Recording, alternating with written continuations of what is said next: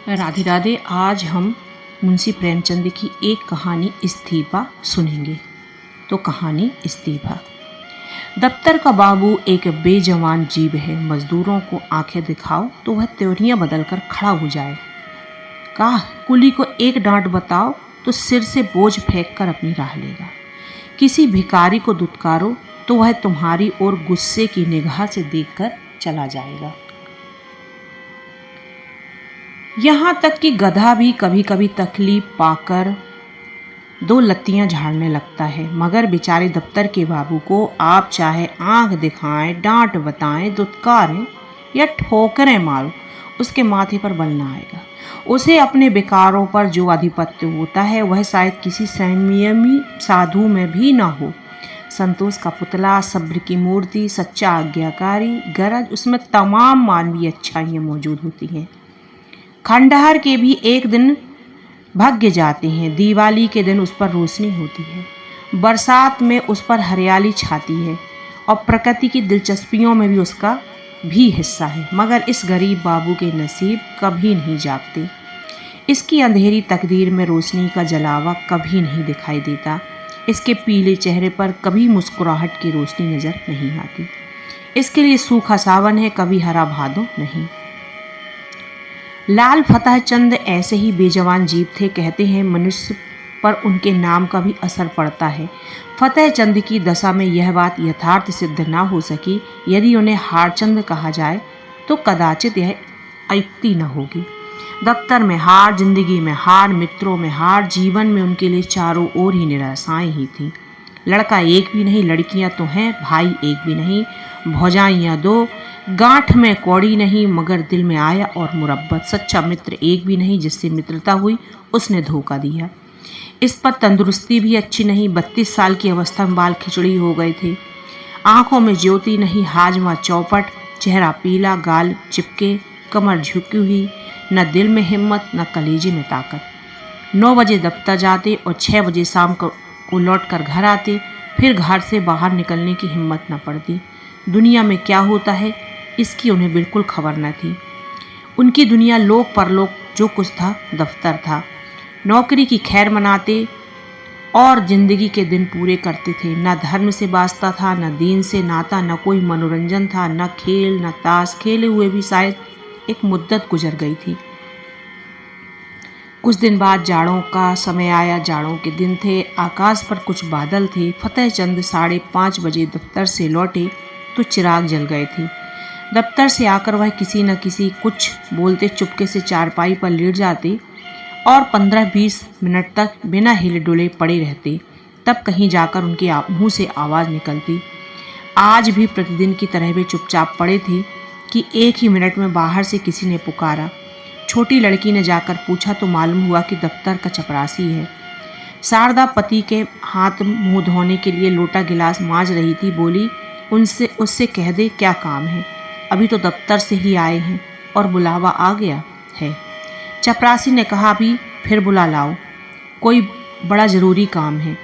फतेह चंद की खामोशी टूट गई। उन्होंने सिर झुकाकर उठाकर पूछा क्या बात है शारदा, कोई दफ्तर का चपरासी है?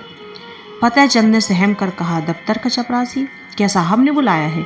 शारदा हाँ, कहता है कि साहब बुला रहे हैं। यह कैसा साहब है? तुम्हारा जब देखो बुलावा करता है। सवेरे के गए अभी मकान लौटे हो, फिर भी बुलावा आ गया। फतेह चंद न संभल कर कहा जरा सुन लूँ किस लिए बुलाया है। मैंने सब काम खत्म कर दिया था, अभी आता हूँ। शारदा जरा जलपान तो करते जाओ, चपरासी से बातें करने लगोगे तो तुम्हें अंदर आने की याद भी न रहेगी। यह कहकर वह एक प्याली में थोड़ी सी दालमोट और सेव लाई।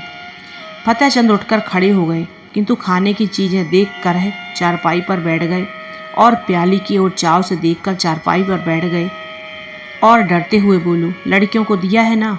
शारदा ने आंखें चढ़ाकर कहा हाँ हाँ दे दिया है, तुम भी खाओ। इतने में छोटी में चपरासी ने फिर पुकारा बाबूजी हमें बड़ी देर हो रही है। शारदा कह क्यों नहीं देते कि इस वक्त ना आएंगे? फतेह चंद ने जल्दी दाल मोट की 2-3 फंकियां लगाईं, एक गिलास पानी पिया और बाहर की तरफ दौड़ी। शारदा पान बनाते ही रह गई। चपरासी ने कहा बाबूजी आपने बड़ी देर कर दी।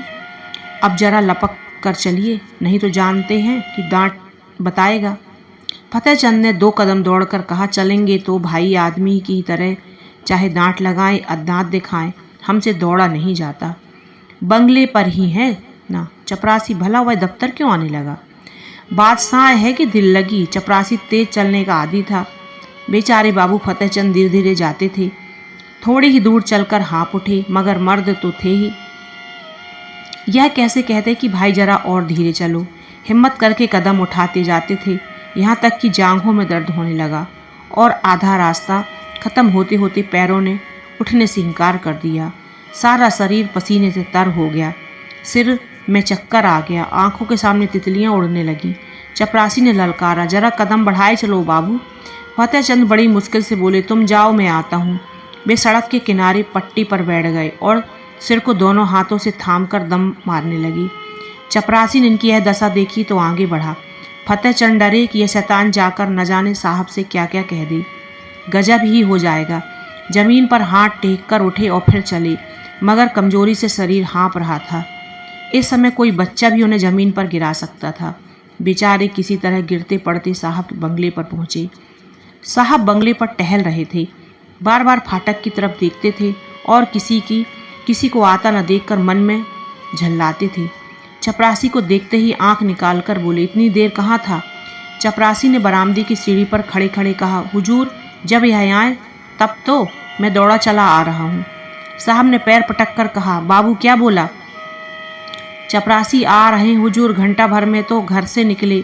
इतने में फतेहचंद अहाते के तार के अंदर से निकलकर वहाँ पहुँचे और साहब को सिर झुककर सलाम किया। साहब ने कड़क कर कहा, अब तक कहाँ था? फतेहचंद ने साहब का तमतमाया चेहरा देखा तो उनका खून सूख गया। बोले, हुजूर अभी अभी तो दफ्तर से गया हूँ। ज्यों ही चपरासी ने आवाज़ दी, हाजिर हुआ।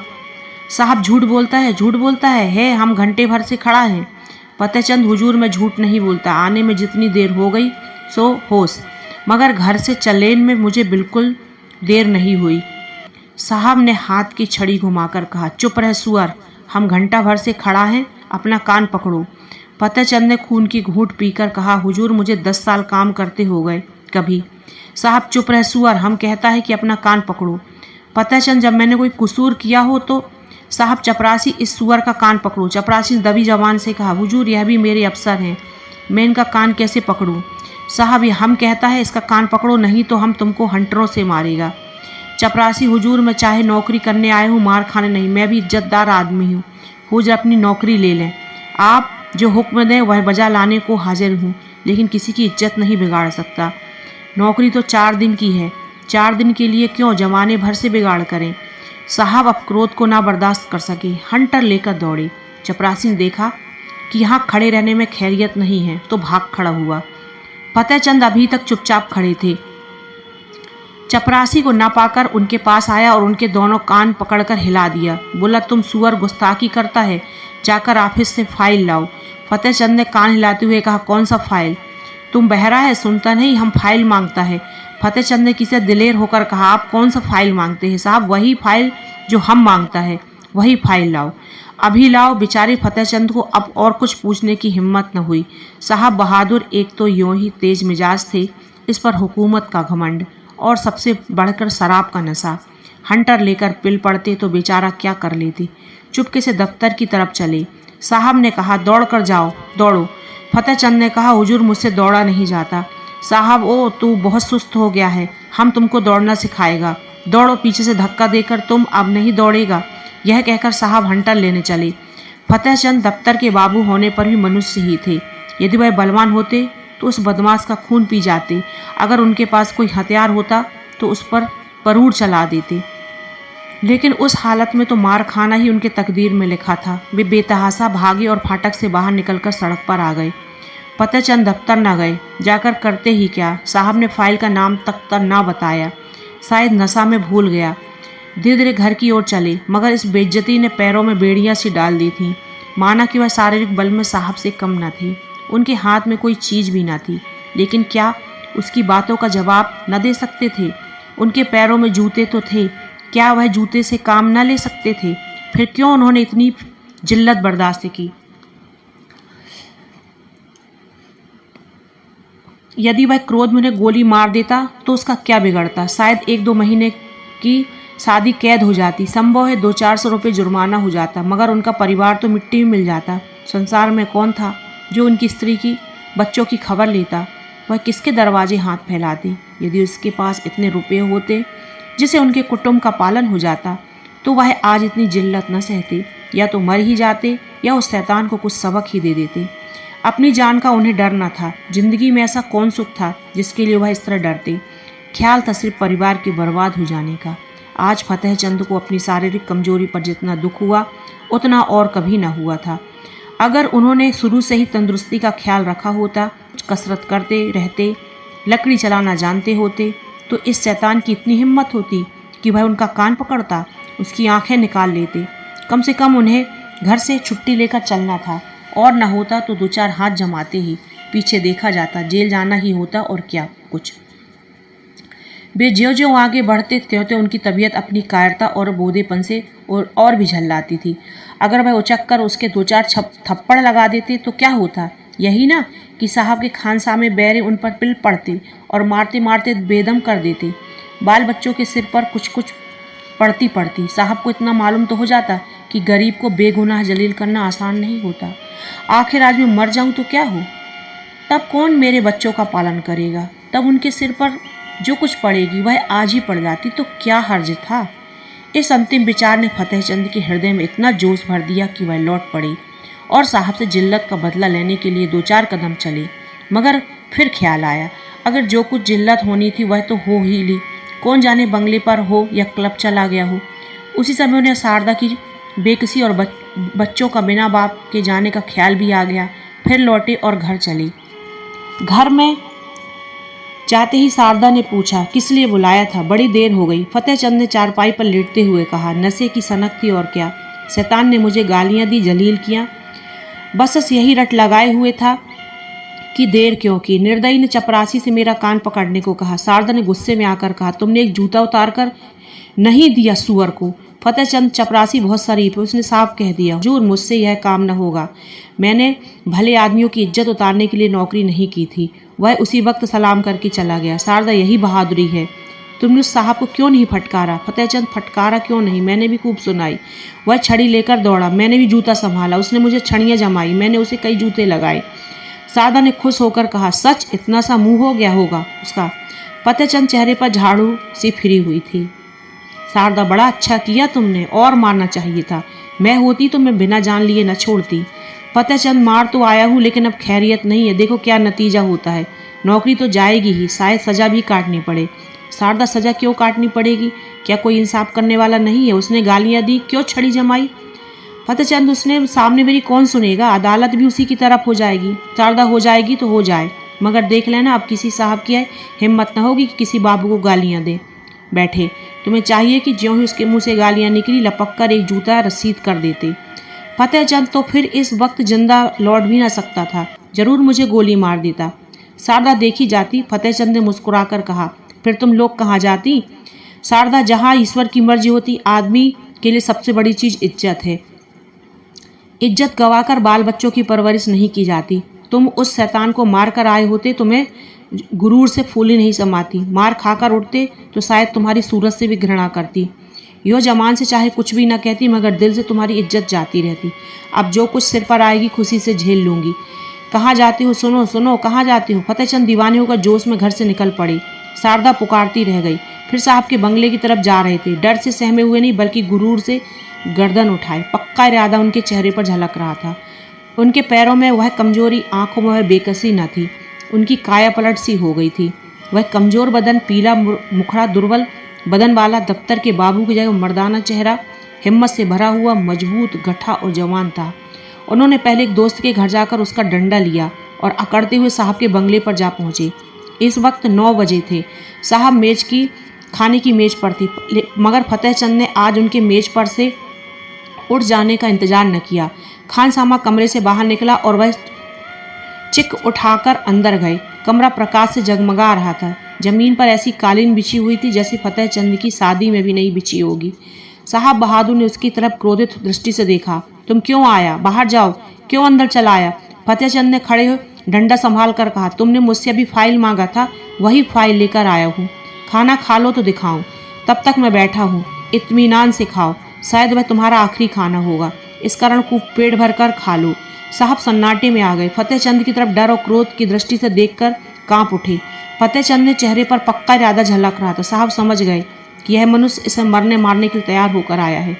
ताकत में फतेहचंद उनसे पासंग भी नहीं था, लेकिन यह निश्चय था कि वह ईंट का जवाब पत्थर से नहीं बल्कि लोहे से भी देने तैयार है। यदि वे फतेहचंद को भरा बुरा कहते तो आश्चर्य है कि वह डंडा लेकर पिल पड़े। हाथापाई करने में यद्यपि उन्हें जीतने में जरा भी संदेह नहीं था, लेकिन बैठे बैठाए डंडे खाना भी तो कोई बुद्धिमानी नहीं है।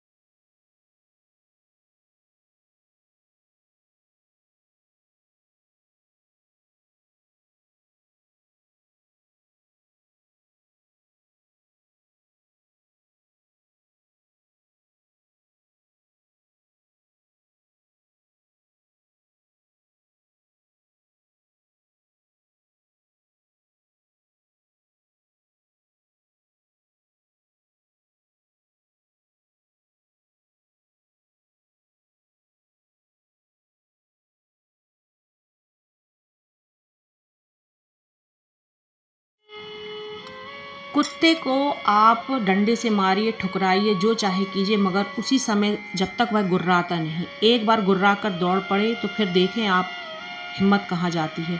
यही हाल उस वक्त बहादुर का था। जब तक यकीन था कि फतेहचंद घुड़की, गाली, हंटर, ठाकर सब कुछ खामोशी से सह लेगा, तब तक आप शेर थे। जब वह त्योरियां बदले, डंडा संभाले, बिल्ली की तरह घात लगाए खड़ा है, जवान से कोई कड़ा शब्द निकला और उसने डंडा चलाया। वह अधिक से अधिक उसे बर्खास्त कर सकते हैं, अगर मारते हैं तो मार खाने का भी डर है। उस पर फौजदारी में मुकदमा दायर हो जाने का संदेशा माना है कि वह अपने प्रभाव और ताकत की जेल में डलवा देंगे, परंतु परेशानी और बदनामी से किसी तरह न बच सकते थे। एक बुद्धिमान और दूरंदेश आदमी की तरह उन्होंने यह कहा, ओहो, हम समझ गया, आप हमसे नाराज हैं। हमने क्या आपको कुछ कहा है? आप क्यों हमसे नाराज हैं? फतेहचंद ने तन करी कहा, तुमने अभी आधा घंटा पहले मेरे कान पकड़े थे और मुझसे सैकड़ों उल जलूल बातें कही थी। क्या इतनी जल्दी भूल गए? साहब, मैंने आपका कान पकड़ा था। आहा, यह मजाक है। क्या मैं पागल हूँ या दीवाना? फतेहचंद, तो क्या मैं झूठ बोल रहा हूँ? चपरासी गवाह है, आपके नौकर चाकर भी देख रहे थे। साहब, कब की बात है? फतेहचंद, अभी अभी कोई आधा घंटा हुआ। आपने मुझे बुलवाया था और बिना कारण मेरे कान पकड़े धक्के दिए थे। साहब, ओ बाबूजी, उस वक्त हम नशा में था। बहरा ने हमको बहुत दे दिया है, हमको कुछ खबर नहीं क्या हुआ। माय गॉड, हमको कुछ खबर नहीं। फतेहचंद, नशा में अगर तुमने गोली मार दी होती तो क्या मैं मर न जाता? अगर तुम्हें नशा था और नशा में सब कुछ मुआफ है, मैं भी नशे में हूँ। सुनो मेरा फैसला, या तो अपने कान पकड़ो या फिर कभी किसी भले आदमी के संग ऐसा बर्ताव न करोगे, या मैं आकर तुम्हारे कान पकड़ूंगा। समझ गए कि नहीं? इधर हिलो नहीं। तुमने जगह छोड़ी और मैंने डंडा चलाया, फिर खोपड़ी टूट जाए तो मेरा खता नहीं। मैं जो कुछ कहता हूँ वह करते चलो। पकड़ो कान। साहब ने बनावटी हंसी हंसकर कहा, बेल बाबूजी, आप बहुत दिल लगी करता है।